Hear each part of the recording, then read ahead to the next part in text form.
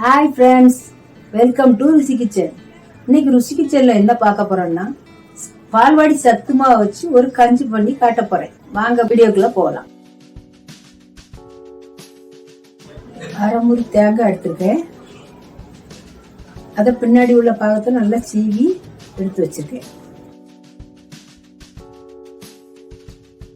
இதை ஒரு மிக்சி ஜார்ல சேர்த்து கொரகொரப்பா அரைச்சிட்டு வந்துடலாம்.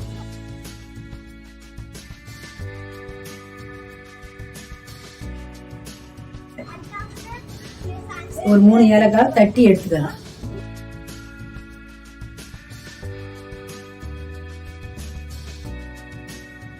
கொஞ்சம் மண்டலத்தை எடுத்து தட்டி வச்சிருக்கேன்.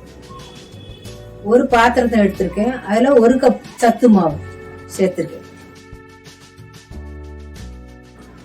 5 கப்பு தண்ணி. 1 கப் சத்து மாவுக்கு 5 கப்பு தண்ணி.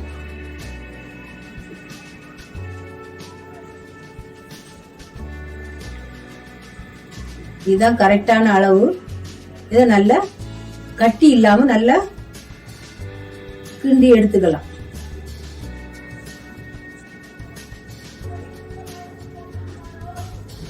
ஒரு கப் பாலையும் சேர்த்து நல்லா கிண்டி எடுத்துக்கலாம். அப்பதான் இது டேஸ்டா இருக்கும். சின்ன பிள்ளைகள் விரும்பி குடிப்பாங்க. பால் சேர்க்கறதுனால பிள்ளைகளுக்கு நல்லது. அது சேர்க்கறதுனால நல்லா இருக்கும், விரும்பி குடிப்பாங்க. அதை ஒரு ஸ்டவ் ஆன் பண்ணி ஒரு கொதி வர வரைக்கும் நல்லா கிண்டி எடுத்துக்கணும்.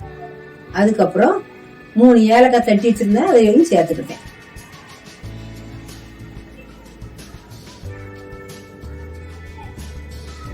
நல்லா கிண்டம். 3 ஸ்பூன் மண்டவெல்லம் சேர்த்துட்டு 3 ஸ்பூன் சேர்த்துருக்கேன். ஏற்கனவே இந்த சத்து மாவுல இனிப்பு இருக்கும், அதனால கொஞ்சமா சேர்த்தாலே போதும்.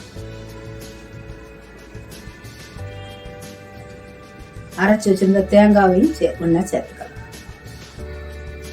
10 நிமிஷத்துல செஞ்சு முடிச்சிடலாம். நீங்களும் செஞ்சு பாருங்க, பிள்ளைகளும் விரும்பி சாப்பிடுவாங்க. இப்படி செஞ்சு கொடுத்தீங்கன்னா பிள்ளைகள் விரும்பி சாப்பிடுவாங்க. எல்லாரும் சாப்பிடலாம், நீங்க எல்லாரும் சாப்பிடலாம்.